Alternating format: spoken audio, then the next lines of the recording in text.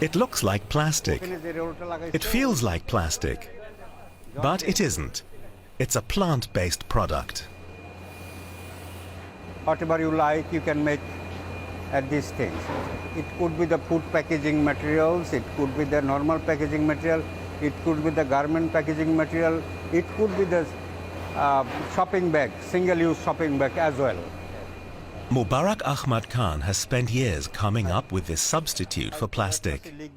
The raw material he works with is jute, from which he creates a water-soluble base.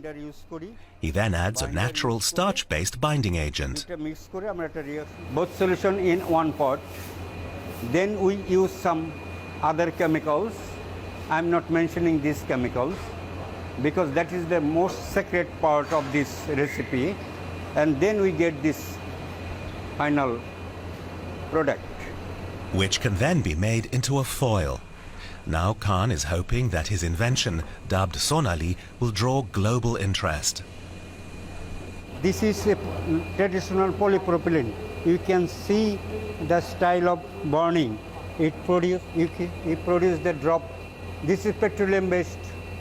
It proves that is a polymer here in petroleum based. But when you burn this my Sonali, you see there is no drop of plastic here, just like paper sheet. After a while, ash is all that remains. This is ash. This will be the fertilizer of the land. Land where probably more jute will be grown, like here. The plant is the #1 natural fiber grown in Bangladesh. It's composed primarily of cellulose, the main component in Sonali. Moazem Bepari is one of 3 million jute farmers in Bangladesh. What he's harvesting now, he only sowed 4 months ago. The climate in Bangladesh is ideal for growing this crop, which requires plenty of water, heat and humidity. The jute fibers are found inside the stems and have to be separated from the rest of the plant. It's painstaking manual labor. The whole family lends a hand. Once again, it's not been a good year for the farmer. Floodwaters washed away a part of his crop and prices have dropped, so he won't get as much for what he's managed to harvest. He'll have to borrow money just to make ends meet.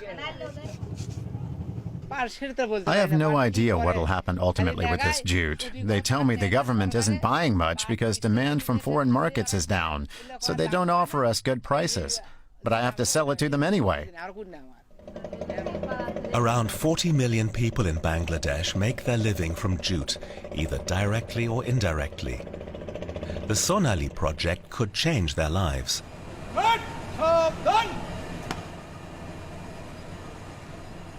At the moment, it's still at the experimentation stage. The government is funding the pilot production at this factory. This new machine will soon be producing a ton of Sonali a day.